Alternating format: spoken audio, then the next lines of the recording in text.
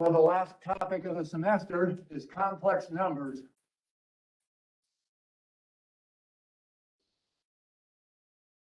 Next time we'll review for the final exam.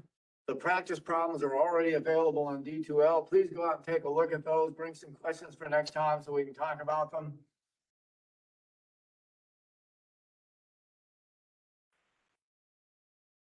Those problems will include some on these, but I'm also going to assign out of 8.5 numbers 1 through 6. I'll omit the last one because I don't think we'll get to it today, but be able to do those problems on complex numbers. The final exam will be comprehensive, but I do want to put a little more from the later material because we haven't had a test on it. So expect some complex numbers on there. What is a complex number first? We'll say a complex number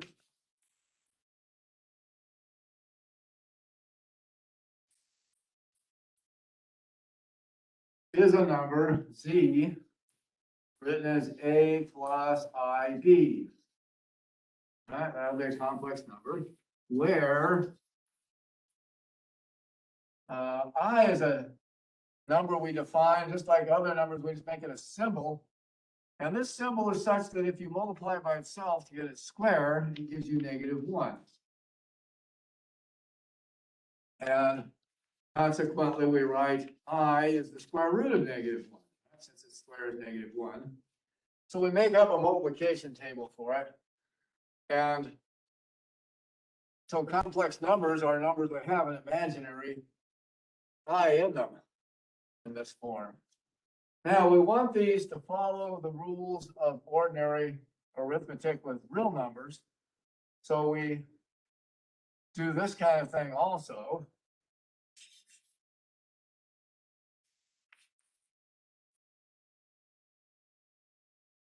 Suppose we were to take minus I squared. What should that mean if we're following the rules of real numbers? We ought to be able to write that as -1 times plus I squared, right? And let's see, that would be -1 squared times I squared, but wait a minute, I squared is -1, and -1 squared is 1 since it's a real number. So it's 1 times -1. This ought to be -1 too. So minus I and I are both numbers whose square is -1. But we use this notation right here for I in analogy to what we do for real numbers. An analogy to real numbers, or we write this radical sign, square root 4, and say it's equal to 2, even though there's two numbers whose square is 4 among the real numbers, 2 and -2 both have that. If we want to represent the other number whose square is 4, we'll write minus square root 4, and that'll denote the number -2 whose square is also 4. So we call this the principal square root. It's the non-negative number that has a square. Just so we'll say the principal square root of -1 is I.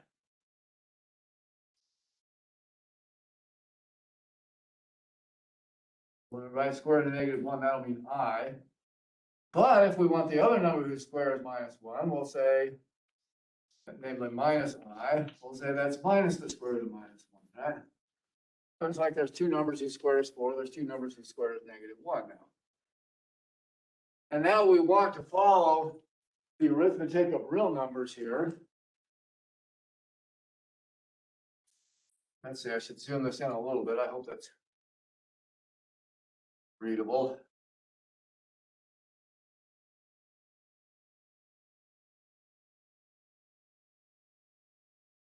And we make the following definition.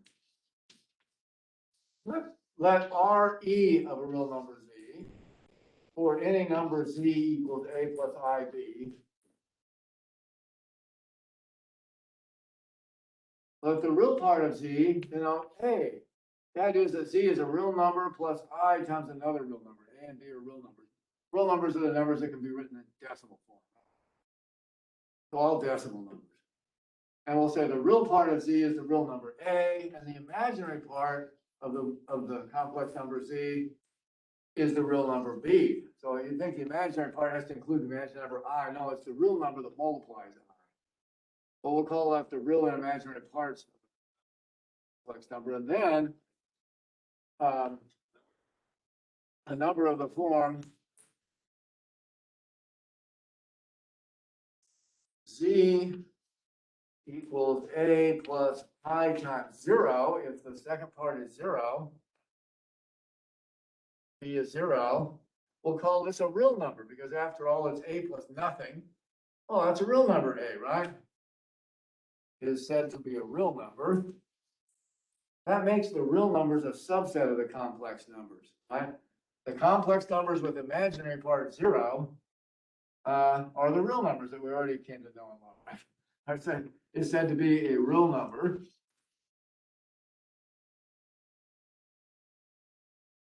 And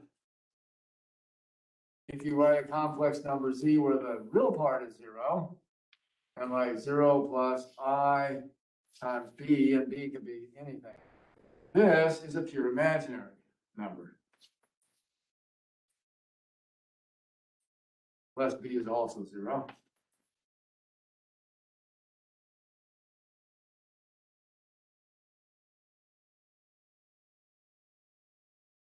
So a number with the real part 0 is called pure imaginary. Number with the and a number with the imaginary part 0 is called a real number. All right, so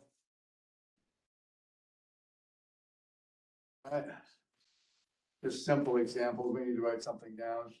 3 minus 2i is a complex number, right?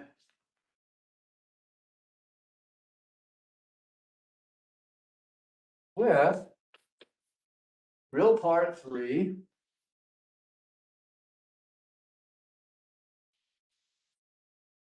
and imaginary part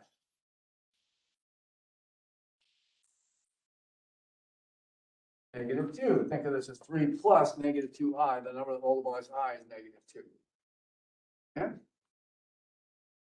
A lot of the stuff is very simple, but it gets to be a lot. Anybody who's taken a foreign language knows that even though it's just simple to memorize word for word things, you get a lot of words to memorize. Language can be pretty hard, right? So same thing here with this. Well, the concepts are all pretty simple, but there gets to be a lot of them. All right, so that's the idea. We write down a number that's a real number, such as 3, plus another real number such as -2, multiplying square root of -1, where we just define this symbol I that we add to our multiplication table that we already have and say, I, if we put it in there, multiplying itself gives -1, and then we can think of a number 2i. It's just the number 2i. Right, so then the number 4i, only 4 times the square root of -1, is pure imaginary.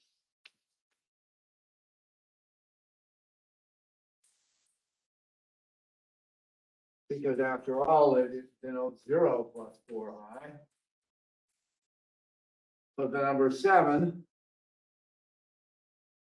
is a real number. Within the complex numbers, you can think of it as 7 plus 0i. This makes the real numbers a subset of the imaginary numbers as we wanted. And now we want to extend arithmetic to include complex numbers, but keep the properties of real numbers that we already have, right? We want 2 plus 2 to equal 4 still and all that, right? And we want to have nice properties like 2 plus -2, they're called additive inverses because they add up to 0. And we have things like the 0 element added to anything. It's the additive identity. 0 plus any number gives that same number. We want to do that with complex numbers too.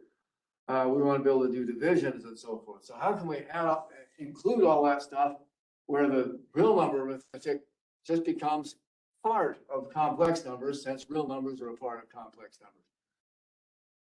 Well, we can do this kind of thing. Addition is defined this way. If I have 2 complex numbers, a plus ib, and C plus ID, and suppose I want to add them. How shall we add them? Well, the most natural thing to do is just say, well, if we want addition to any order to hold like it does in arithmetic with real numbers, we can add these in any orders, and we can add A plus C first. And then we can add B plus D second, and it's all multiplying I, so we can factor that out, and we can say that's I times B plus D when we group them together and factor out I. We'll make this the definition in for addition, and then it will follow the usual rule of arithmetic of real numbers, the distributive property. You can factor I out of these, and you can add in any order. So that's a good start. Then negation. What about the minus of a number, right? If we take 2 and minus 2, they're supposed to be added in inverses. Added together, they give nothing.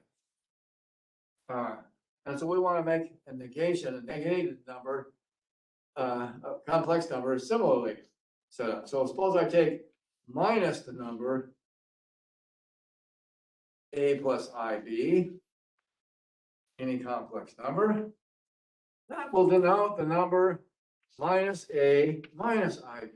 That'll be a definition of negation. Minus a number will be minus A minus IB. Why is that?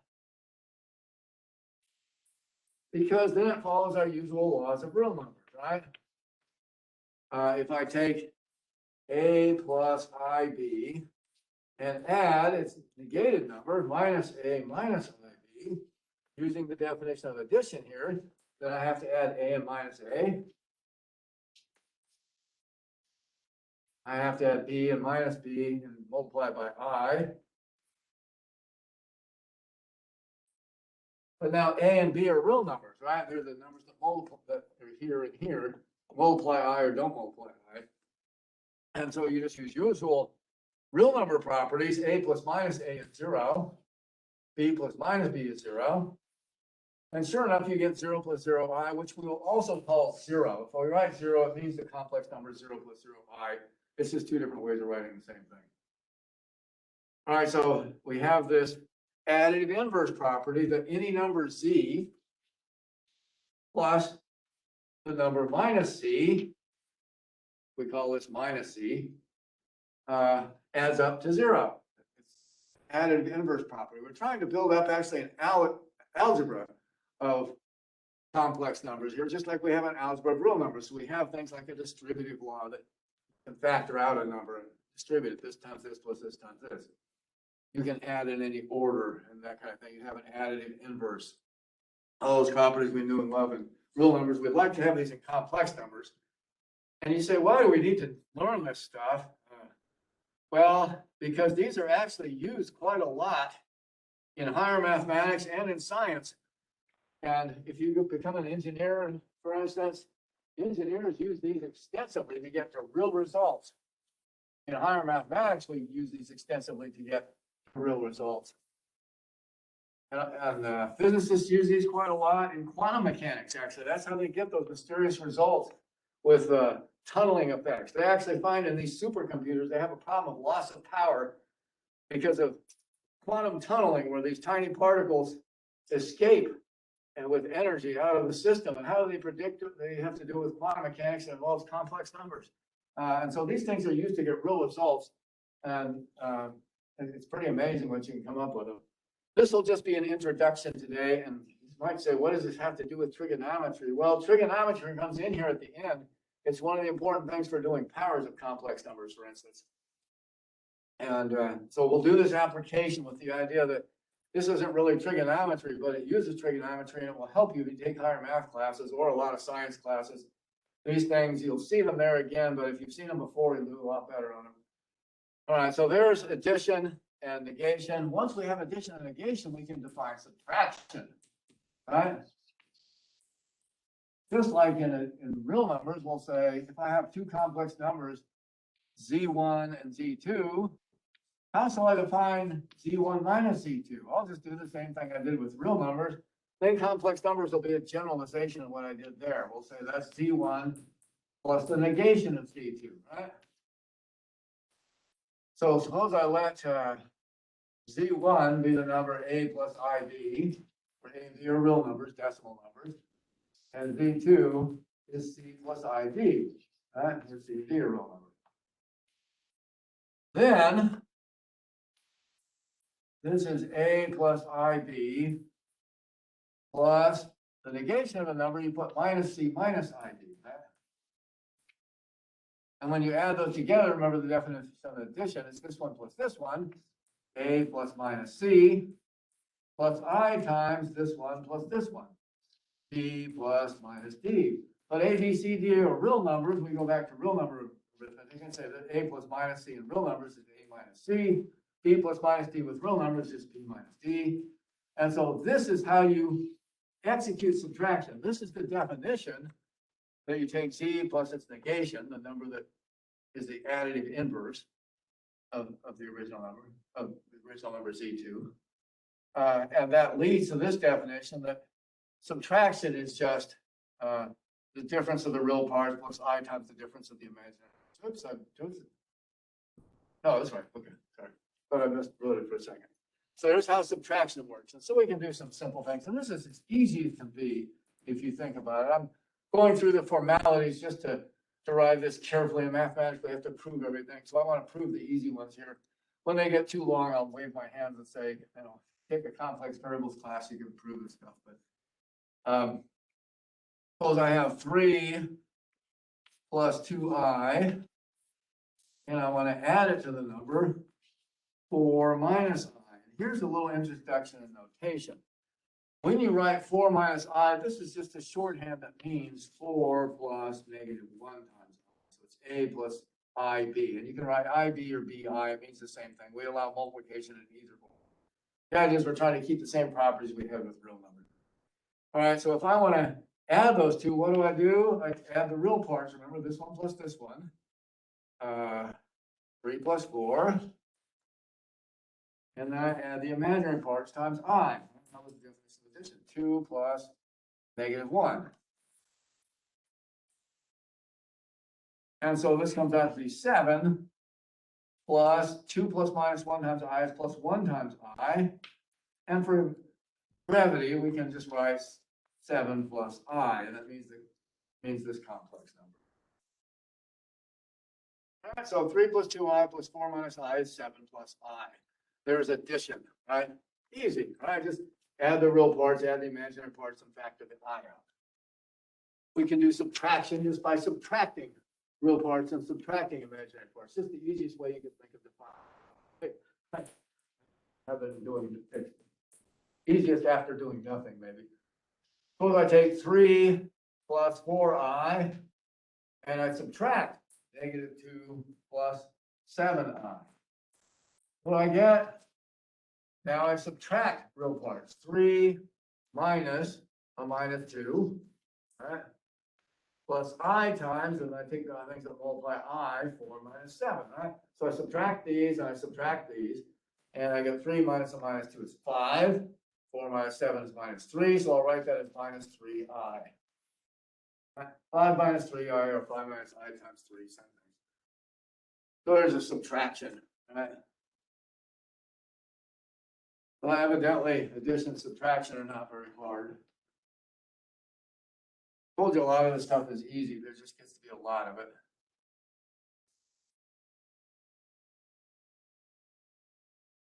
Ask questions when you have questions, too. We want to make sure we understand this.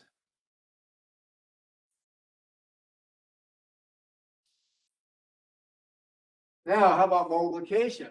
Again, we want the usual rules of real numbers to just be extended so this works. So when in the special case of numbers that are real, the multiplication comes out with the same thing we're used to, right? So multiplication,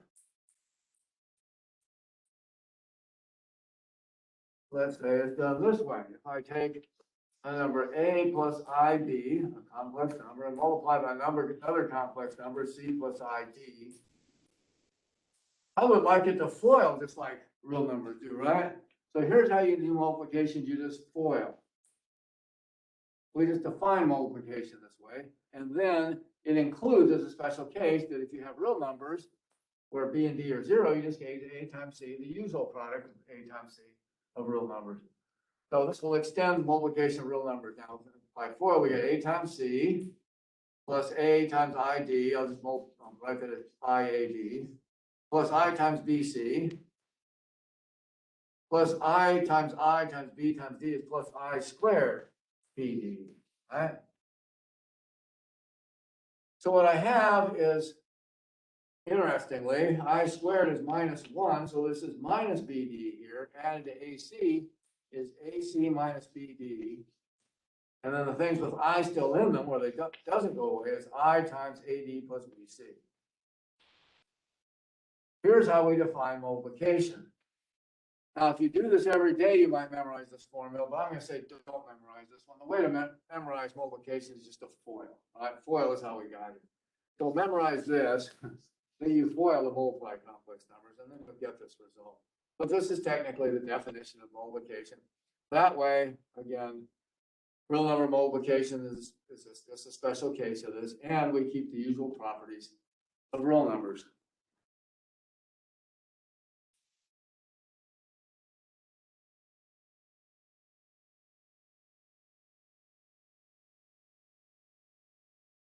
We can try one of those, and there's homework on this, right? There's not a lot, but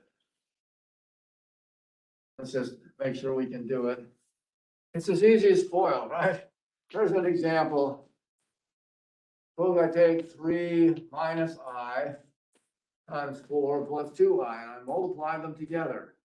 I just take 3 times 4 is first, that's the first, right? FOIL stands for first, outside, inside, last. So I take first, outside, 3 times 2I, plus this one, -1, right? This is -1 times I, times 4 times I, this one, plus this times this, plus -1 times 2 times I squared, this one times this one. And you don't have to write out this much detail. You can just say 12 plus 6I. I would just go straight to this step one. I'm just showing you, make sure we cover all the details. This time this is 12. This time this is 6I. This time this is -4I. This time this is -2I squared. Right? Just all possible pairs. This time this, this time this, this time this. Added together. Now I squared is -1. -2 times -1 is +2. So what we have is 12 plus 2 for real part. And then these both have I in them still. I multiply 6 and -4. Okay, plus I times 6 minus 4 by our addition property. So this is 14 plus 2I. There's the product of these two numbers is actually the complex number 14 plus 2I. The product of two complex numbers is always another complex number that you get by FOIL. Nothing more than that. Okay? You add very simply, you subtract very simply, you multiply by FOIL, which is pretty simple. Division starts to get a little harder, but it's not too bad.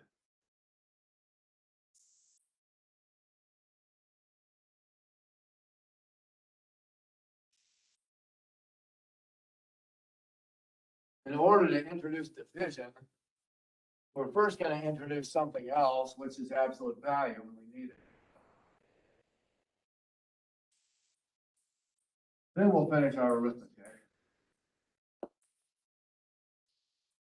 Remember, what the absolute value of a real number is, just takes the minus sign away if there is one. That's all it does.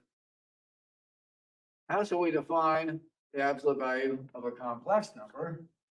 We're going to say the absolute value of a complex number A plus IB, mysteriously, is the square root of A squared plus B squared. Looks like the Pythagorean theorem. In fact, it is. Pythagorean theorem. In a second, we'll get there. That'll be the absolute value. However, we also need to introduce some additional terminology.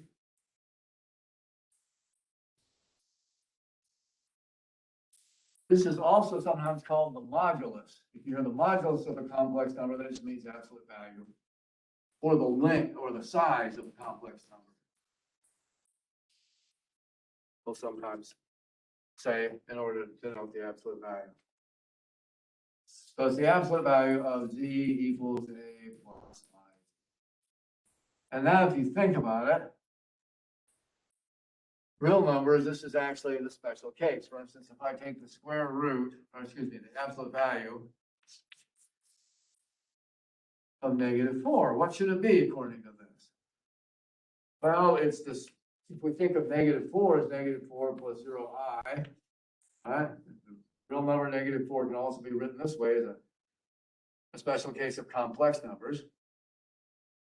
Then this is the square root of -4 squared plus 0 squared. Well, it's the square root of 16. Sure enough, is 4. We define the absolute value this way, then take the absolute value of a negative, it just gives you the corresponding positive number. Right? And similarly, if you take the absolute value of plus 4, right, that's the absolute value of 4 plus 0i is the square root of 4 squared plus 0 squared. The square root of 16 is also 4. So for real numbers, this still gives you what we're used to calling the absolute value. But now you can also take the absolute value of a complex number. And I want to make an interesting point at this stage that you don't always see. I don't think it's in your book, maybe even. But this kind of intuition really will help you if you go into higher mathematics. So I'll just call this a note side. For real numbers, we make a real number line, right?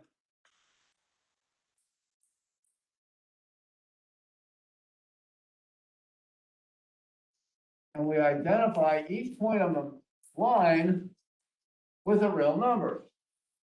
Like here's all real numbers A or X. We're used to putting X maybe, but I'm using A here for real number. And you can mark it off 0, 1, 2, -1, -2, etc. And this includes lots of other numbers. Here's 3, a little bit to the right of 3 here, I can mark pi. And you can do this because real numbers can be ordered, right? As one greater than another, right? 3 is greater than 2. 2.7 is greater than 2. -1 is less than 2, all those kind of things. And here's maybe the square root of 2 is about 1.4, so it's somewhere here. But there's not a complex numbers line. Unlike the real numbers, the complex numbers is not what we call an ordered field of numbers. We won't say what a field is, it's for abstract mathematics.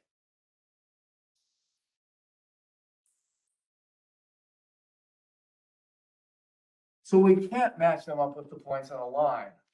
We can't put them in order like that. You know, we can certainly make an order out of them, but we can't make an ordered field out of them. So what should we do to identify in geometry complex numbers? We make what's called the complex plane. A, B are the axes, and we say this is the z equals a plus ib complex plane. So you have a real line and a complex plane. And here's how you identify a complex number. Just like if I point here and say, oh, that's where the square root of 2 goes because it's 1.414, blah, blah, blah. Similarly here,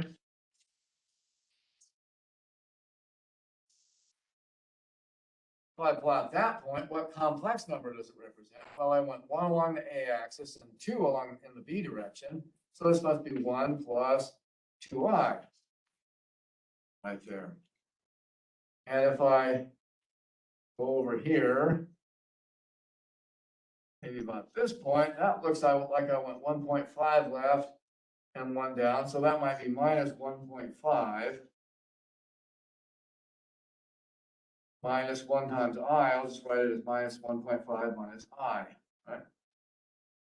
And how about this point right here? This is an interesting point. What's that one? Well, there's 0 real part. I went 0 left to right. and then I want one up, so it's 0 plus 1i. Oh, this is just where I is plotted. I is this point 1 up on the imaginary axis. So we call this the real axis, and this the imaginary axis. And we're allowed to order them like that because A and B in a complex numbers are both real numbers. So we order the real numbers here, we order real numbers here. Then we can plot each of these complex numbers in a plane. Now absolute value starts to make geometric sense, because what is the absolute value, for instance, of 1 plus 2i? Well, how did we do this in the real number system? We said really the absolute value of a real number is its distance from the origin, from 0, the additive identity of real number. And how far is -2 from 0? Well, it's 2 units over. So we say the absolute value of -2 is that distance too. That's another way to think of absolute value, is it's the distance from 0 on the real number line. Suppose we do the same thing with the complex numbers. We'll say the absolute value of 1 plus 2i is its distance from the origin. Well, then you make a triangle here, the Pythagorean theorem, and the distance is square root of 1 squared plus 2 squared. That's exactly how we define this, right? This is square root of 1 squared plus 2 squared. It's the square root of 5. The absolute value of the number 1 plus 2i is square root of 5. How about that? It's the distance from the origin in the complex plane. When you make this definition, hope it's still on video. So that's the motivation actually for this distance, is so that the absolute value will represent the distance from the origin, just like it did for the real numbers. It's just, except now you're doing it in a complex plane, which means, for instance, the absolute value of I is what?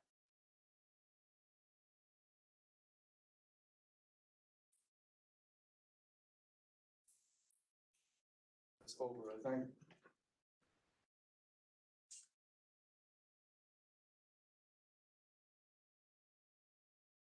Absolute value of I, looking at the distance, it's 1 unit up. We ought to think that its absolute value is 1.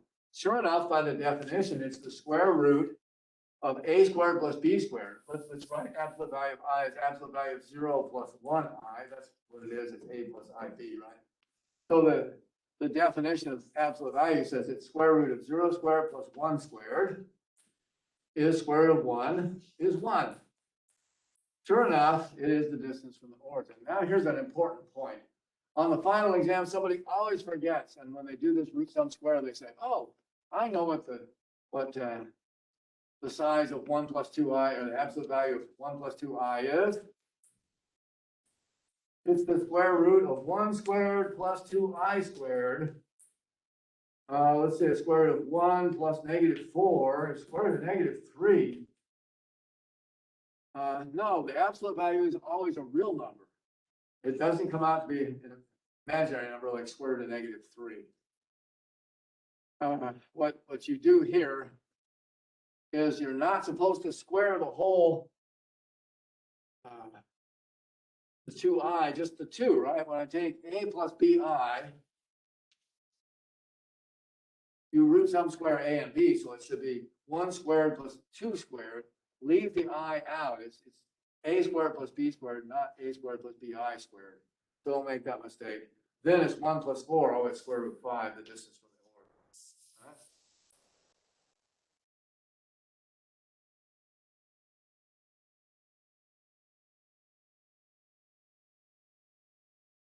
There's some other things we can do in here too. For instance, suppose I want to take the square root of -20. What is that? Well, if you want to follow the rules of real numbers, we write this as square root of -1 times 20, and we say the square root of the product is the product of the square root, so it's square root of -1. Let's say square root of 20 times square root of -1. But square root of -1 is I, so it's square root of 20i. So that's what happens if you have a square root of a negative number. You just get a square root of a positive number times I. Now 20, remember, reduces, so we really like to write this for simplification. I can't see it over. Move it over? Okay. Thank you. I think that's quite that close to the edge. Sorry. So I'll write this as 4 square root 5 as to be simplified. Always simplify your radicals like that. Sorry, square root 4 is 2. Square root 4 times square root 5 times I is 2 square root 5.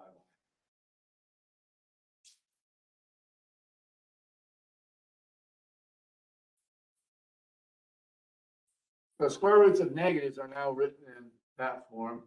And we can take square roots actually of more exotic complex numbers. But probably won't have quite time to do that today. So we'll see how far we get here. Now that we've defined absolute value, we're in position to think about doing division. We're going to let given a complex number, an arbitrary complex number, z equals a plus ib, the conjugate of z is going to have this definition. It's going to be a minus ib. You just take minus the imaginary part and leave the real part alone. That'll be the conjugate. For example, the conjugate of 3 plus 4i is what? It's just 3 minus 4i. Very simple, right? The conjugate of 1 minus I is just 1 plus I. Think of this as 1 plus minus 1 times I. And you negate the imaginary part, you get 1 plus 1i. So that's what you do with the conjugate. And then why would we call it the conjugate? Recall algebra?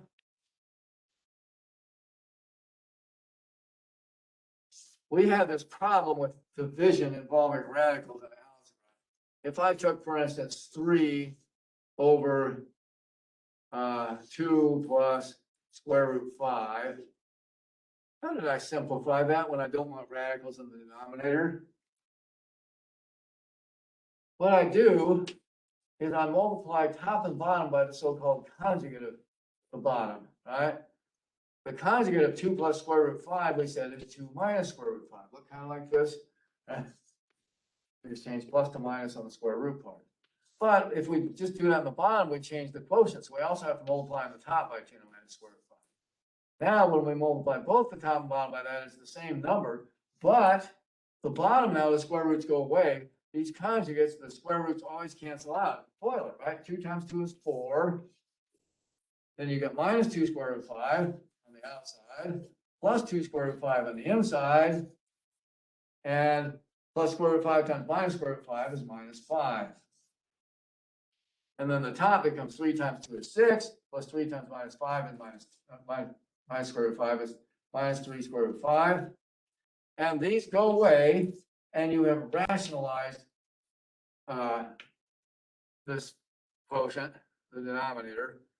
And the bottom is minus 1, so you get 6 minus 3 square root 5 over negative 1, also known as minus 6 plus 3 square root 5. And boy, that's sure a whole lot simpler, right? But the idea is you have to get rid of this radical in the denominator, you multiply top and bottom by its conjugate, its algebraic conjugate, replacing 2 plus square root 5 with, or if you're given 2 plus square root 5, its conjugate is 2 minus square root 5 to get rid of the radical. What we're doing here with these is defining the conjugate for the same reason. We want to get rid of complex imaginary parts of the denominator instead of getting rid of radicals in the denominator. So this allows division of complex numbers. I think I can get a little more. Yeah, let's go this way. And the denominator for the answer is being blocked by the. Oh, wait, never mind. I can figure it out. Blocking a little. Is it? Yeah. Sorry about that. Yeah. I started to move it, but not enough. Yeah. All right. So to divide complex numbers,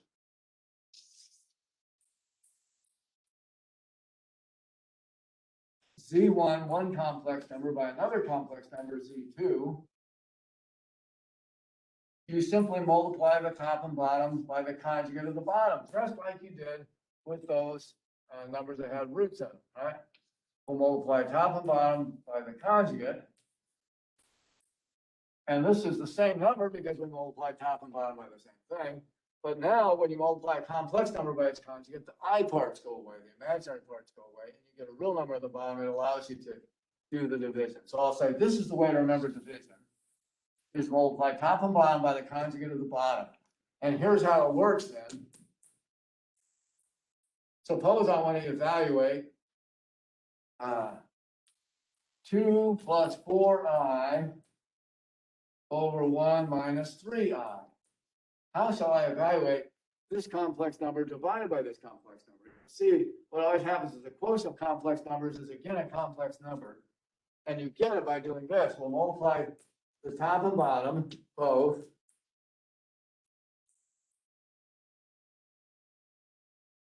by the conjugate of the bottom. Whatever the imaginary part is, we take minus it. So we'll get 1 plus 3i is the conjugate of 1 minus 3i. And we have to multiply both the top and bottom so we don't change the quotient. And now what you see is the bottom, the i's will go away. 1 times 1 is 1. 1 times plus 3i is plus 3i. Then 1 times minus 3i is minus 3i. Plus minus 3i times plus 3i is minus 9i squared. Right? 3 times 3 is 9, I times 8. There we go. And now I squared is negative 1. So this is minus a minus 9 is plus 9. And the bottom 1 plus 9 is 10. And the 3i and minus 3i cancel. And that's what always happens. You multiply any complex number by its conjugate, and the imaginary part goes away, you get a real number always. So complex number times its conjugate is a real number, in this case 10. The top, however, not so, because we didn't multiply conjugates. We'll get an imaginary. So 2 times 2 is 2. 2 times 1 is 2. Plus 2 times 3i is 6i. Plus 4i times 1 is 4i. Plus 4i times 3i is 12i squared. Once again, I squared is negative 1. So this is minus 12 on the top. And what we have then is 2 minus 12 is minus 10. Plus 6 plus 4i.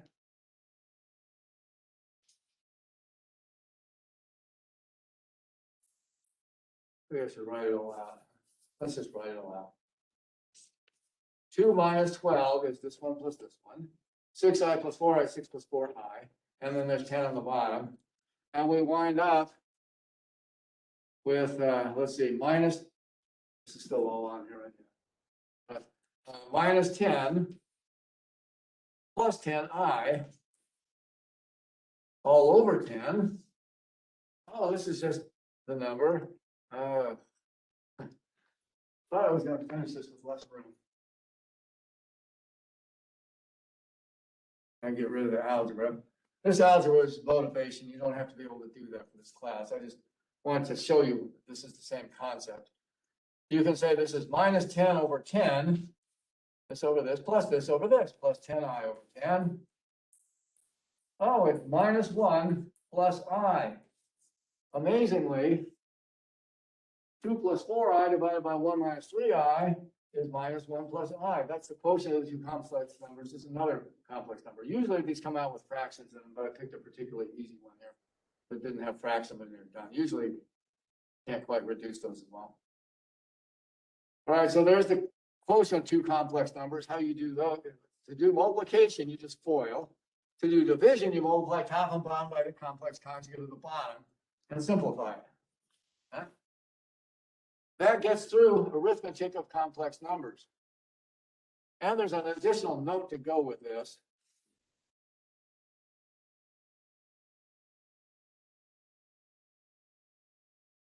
This is a useful property. I'll call it a theorem, therefore.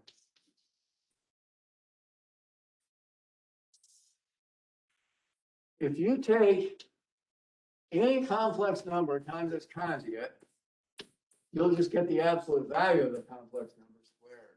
How about that? You'll see this written in the future. And when you see it, I don't want you to go, huh, what's that? Here's the proof, right? It's an easy proof, so we'll do it. sometimes you see the proof, it's a whole lot easier to remember the property, right? So the proof is, if I take a complex number A plus IB, and I multiply it by a complex number A minus IB, this is an arbitrary complex number, Z times Z conjugate, right? By FOIL, I get A squared minus AIB plus IAB, right? First, outside, inside, and then last, minus I squared B squared. Well, oops, this one was minus and this one was plus. And these two cancel. Always helps to know what the answer is supposed to be. All right. And I squared is -1, so I got minus a minus B squared. This just comes out to be A squared plus B squared, right?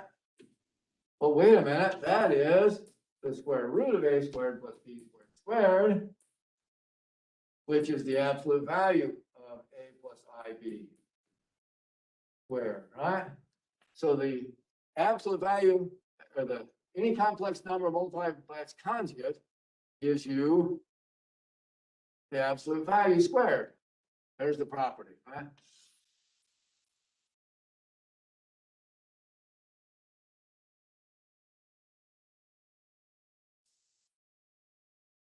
People write that down sometimes when I'm talking about it.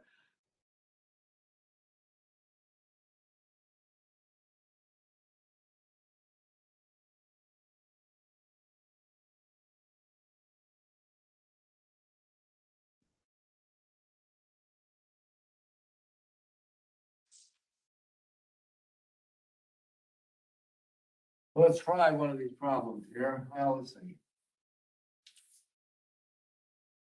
Yeah, sure. What's the absolute value of 3 minus 4i? I'm sorry, what was 3 minus 4i times its conjugate, 3 plus 4. What do we get? We get 3 times 3 is 9, plus 3 times 4i is 12i, plus minus 4 times 3i is minus 12i, plus this times this is minus 16i squared. Well, this is minus 1, so this is plus 16. We get 9 plus 16, these canceling, and we get 25. So we can compute it by the use of multiplication, but easier, it's easier to say that 3 is use the property, the theorem, and say 3 minus 4i times 3 plus 4i is always just 3 squared plus 4 squared. The absolute value squared is 25. We just do it quickly that way. So you see people do this. This time this is just 3 squared plus 4 squared. It's the absolute value squared. Right?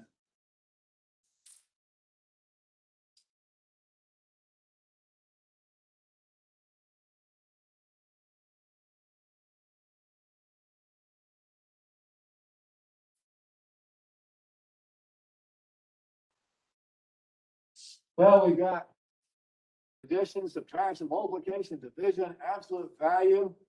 What else can we have in algebra? Right, we've got some of our properties. We've got additive inverses, right? Is just the negation of the complex number. Well, how about powers? This is where the trigonometry starts to come in. In order to introduce powers, I first have to introduce the polar form of a complex number.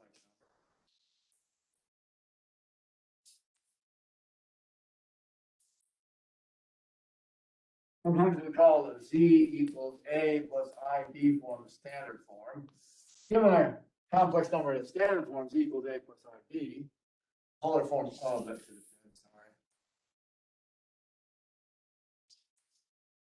Is, well, what shall we write if we remember complex numbers, which use trigonometry, right? Here's an arbitrary complex number, A plus IB. And we know that this one, by our prescription for the complex plane, plots at A and B on the two axes, on the AB axes. Now, we can think of polar coordinates and say, what's the distance from the origin? We'll call that r. Well, that's Pythagorean theorem, right? This is distance absolute value of A, this is distance absolute value of B. So r is the root sum square of those, square root of A squared plus B squared. However, unlike complex numbers, we won't allow r to be negative in this setup. If we don't allow r to be negative, then theta is the angle to the line segment right here, like that. Which means from polar coordinates that tangent theta must be y over x, and furthermore, it must be in the same quadrant, right? It's not the opposite quadrant vector directly opposite has the same tangent, but it's not into the right quadrant. So it's the one that has this tangent and is in the right quadrant. This will convert any complex number. So maybe move this over and write it out.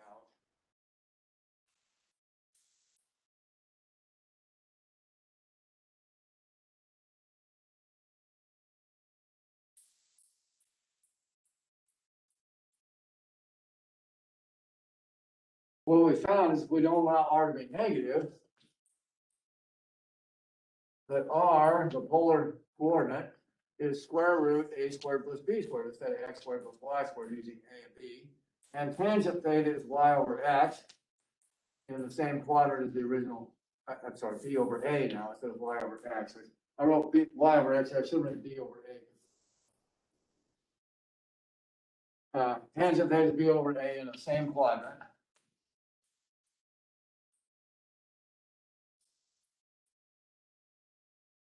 And the other way, let's call these equations 1. The other thing you can do is, if I still got that diagram available, thing. Almost, let's move this a little left. There we go.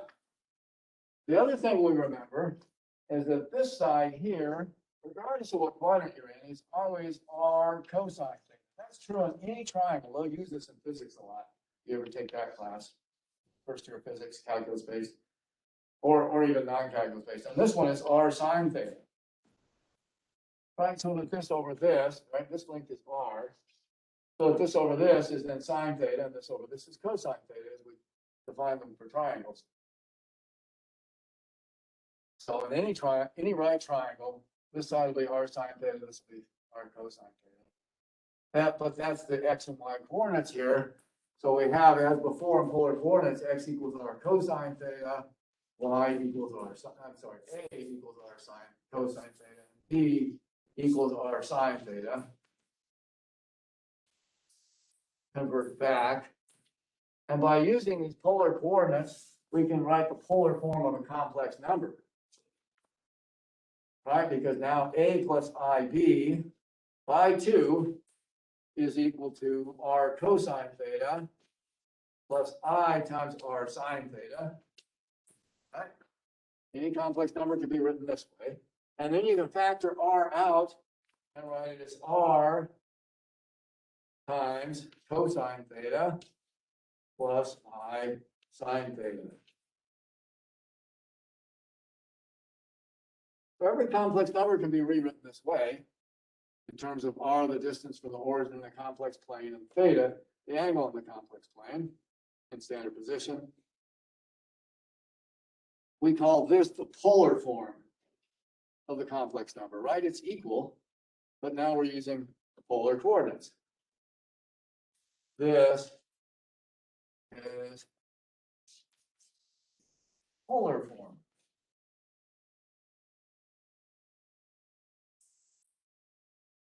Of the complex number z.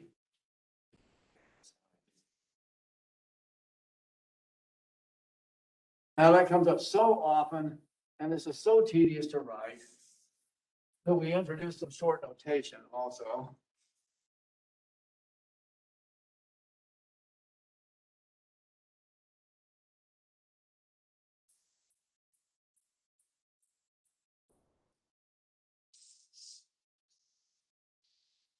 For short, instead of writing the polar form r cosine theta plus I sine theta.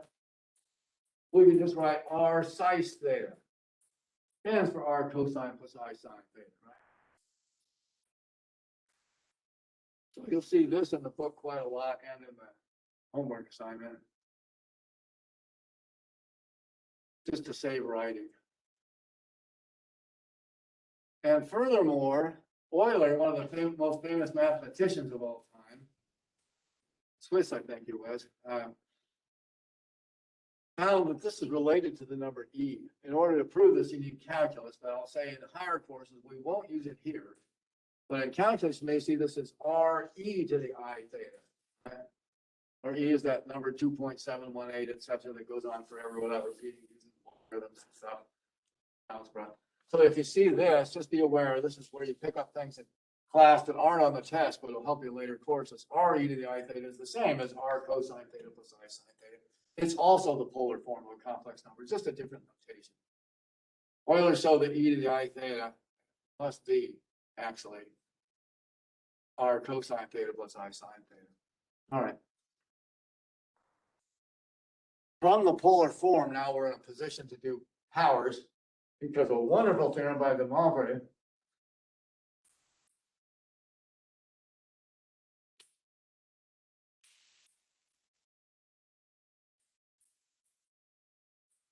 And it says this, for any complex number whatsoever,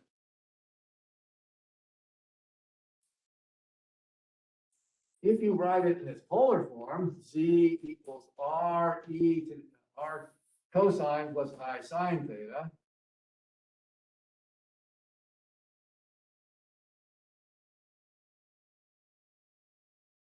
the nth power is z multiplied by itself, n of them, so n minus 1 multiplies.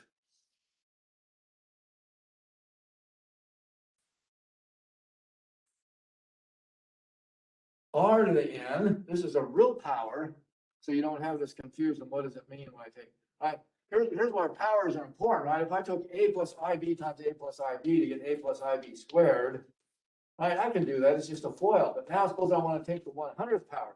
I got to multiply 100 of these to get a FOIL. I'm going to make a mistake, right? Plus, it's going to take me all day. This is a shortcut how you can compute it quickly. You convert it to the polar form, and then z to the n is r to the n cosine plus I sine of n theta. So it takes the nth power of the real number, which we already know how to do. It's easier in your calculator, times cosine plus I sine. The angle is multiplied by n. So the distance from the origin is nth power, and the angle is multiplied by n. And that leads to a real interesting geometric way of figuring out how to plot it in the plane. It's really beautiful. But this will be the Moivre theorem. Looks like that. Now we can compute powers quickly.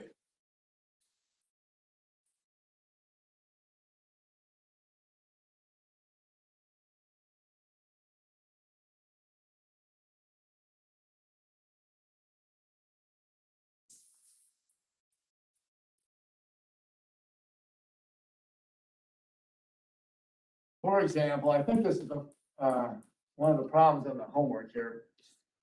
If I take 1 plus square root 3i to the 5th power, I wonder what that could be. I can multiply 5 of these together and I'd probably make a mistake.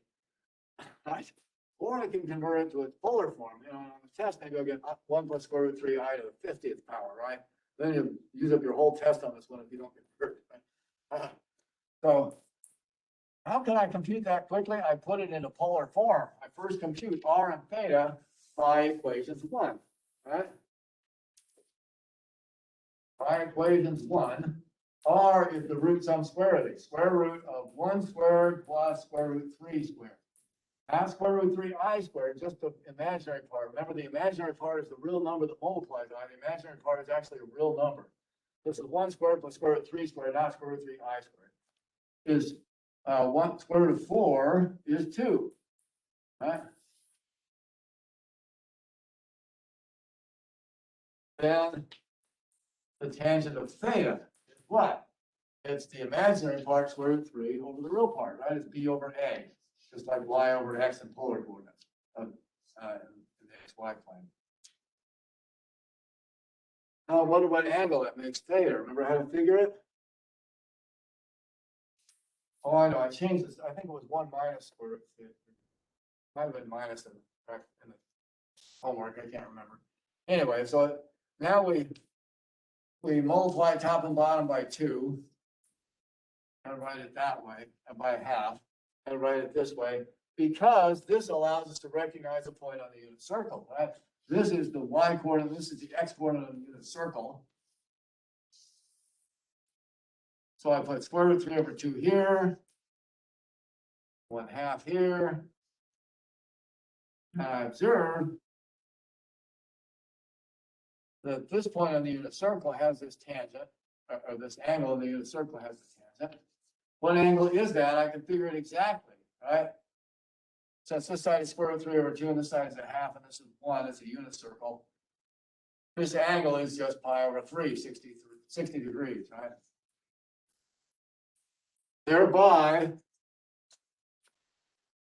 I infer that this complex number can also be written as 2 cosine plus I sine of pi over 3.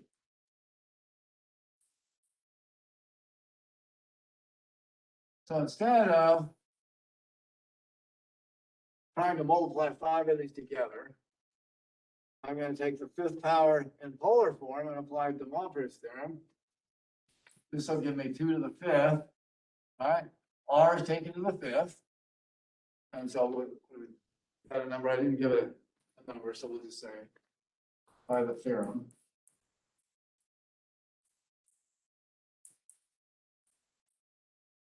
Is the R to the 5th, and then multiply the angle by 5.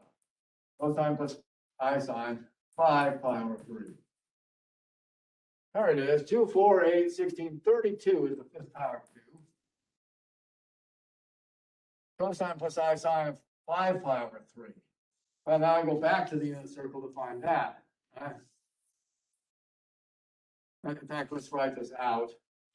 This is cosine 5 pi over 3 plus I sine 5 pi over 3. Go back to the usual notation.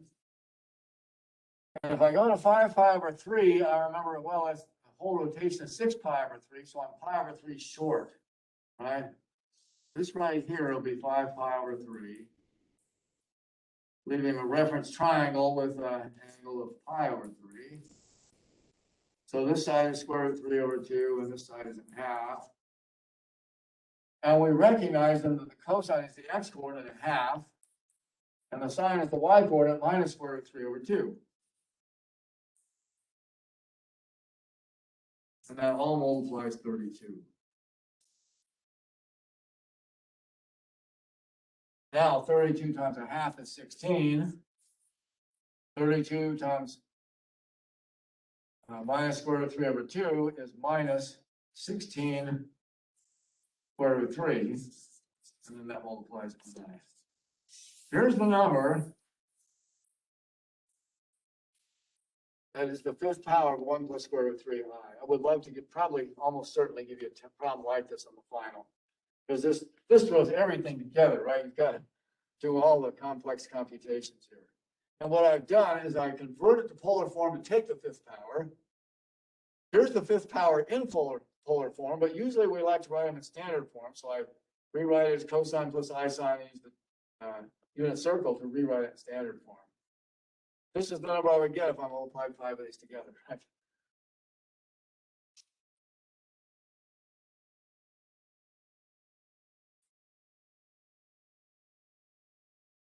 So that's the last and hardest problem. There is one more thing to do out of this section. That's to find complex roots, which is also interesting, and you could use it later on. But we'll say that's probably a little too much to try and cover on the last day of new material here, and it's not as often you're going to use that, but it also uses trigonometry, and it's quite beautiful. But here I want to show you the geometry of this one now. what I did was I took this complex number, that the complex a plus ib plane was 1 plus square root 3i, so it's 1, 1, 2, this is about 1 by 1.7 is about what that is. And so it's exactly 2 units from the origin and at an angle of pi over 3. That's the original number, z. At this point, we can mark as 1 plus square root 3i. It's plotted right there, 1 is square root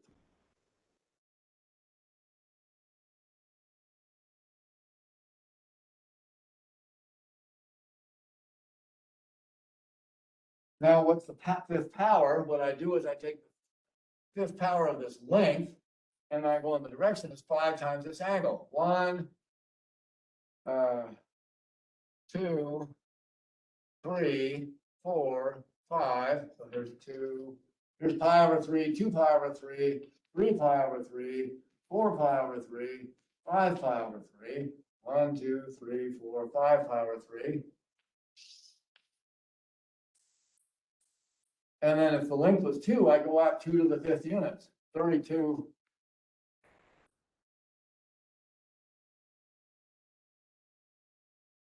units out here. That was R. R for the new one. And this is the point we get is 16 minus 16 square root 3i is 32 units from the origin, the fifth power of the original distance, and an angle is 5 times the original angle. That's the beautiful geometry that comes up. And it all comes out of equations 1 and 2.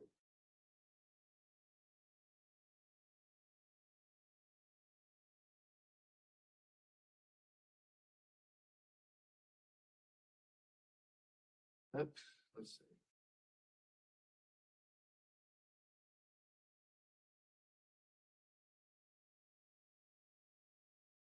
Let's try one more of these.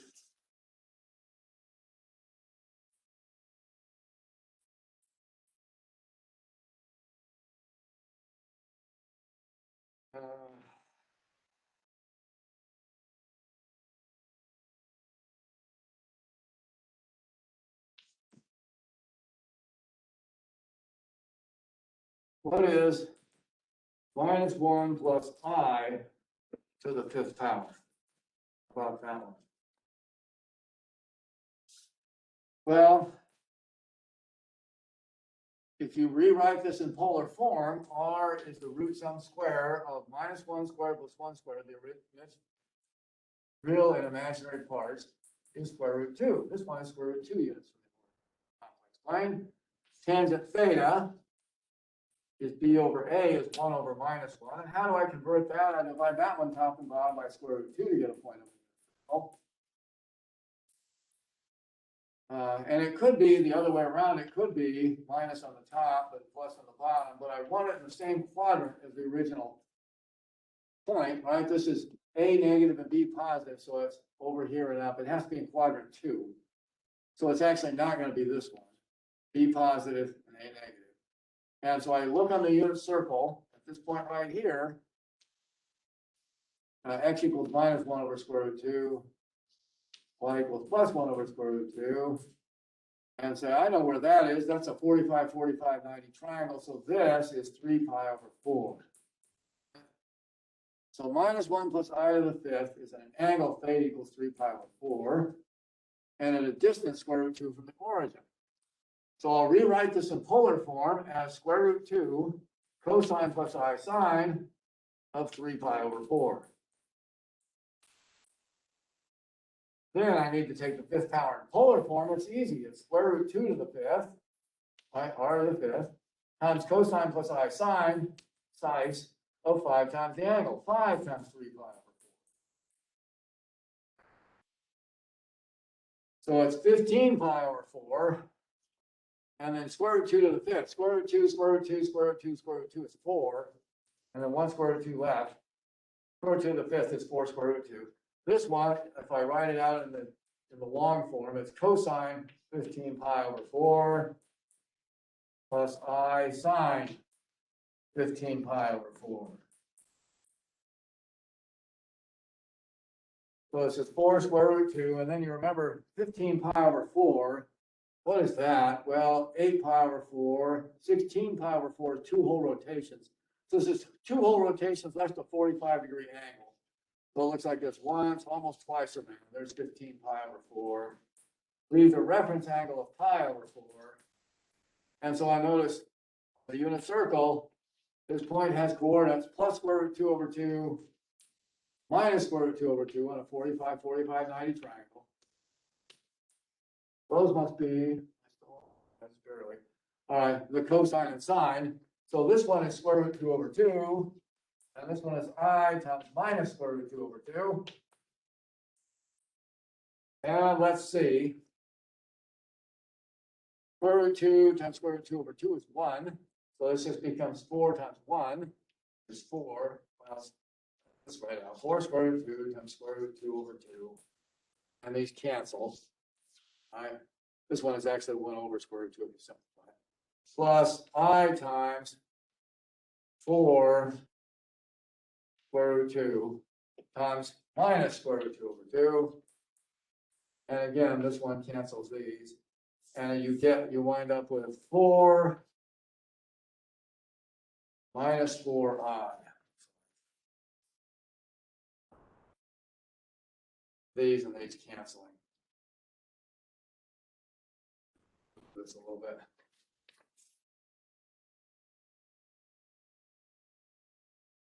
So if I were to take the fifth power of this complex number, I just get this number 4 minus 4i. What's more, there's a nice multiplication property and division property for numbers in polar form. If you take a complex number in polar form, r cosine plus I sine, r size of r1 size theta 1, and multiply it by another complex number in polar form, r2 size theta 2, here's what happens. It comes out to be r1 times r2 times size of the sum of the angles. The proof of this isn't too bad, but I'm about out of time. It's just a trigonometry proof to prove that cosine plus I sine of one angle times cosine plus I sine of another comes out to be cosine plus I sine of the sum. It's just a sum identity. And this interesting property allows you to multiply these things in polar form nicely. For instance, suppose I want to do 2 cosine plus I sine of 3 pi over 4 times 3 cosine plus I sine of pi over 4. All right. What do I know? If I multiply these two complex numbers in their polar forms, I just polar form of one, polar form of another. Well, I take r1 times r2, I take 2 times 3 is 6, and the angles add. 3 pi over 4 is pi over 4. It's pi. So this just becomes 6 cosine pi plus I sine pi. And let's see, cosine pi is -1, sine pi is 0. This is just -6. It's a real number. These two complex numbers multiplied together come out to be the real number, -6. And then finally, I'll just mention it, but I'm out of time. Let's put it here. If you divide these, r1 cosine plus I sine theta 1 over r2 cosine plus I sine theta 2, now the r's divide and the angle subtracts.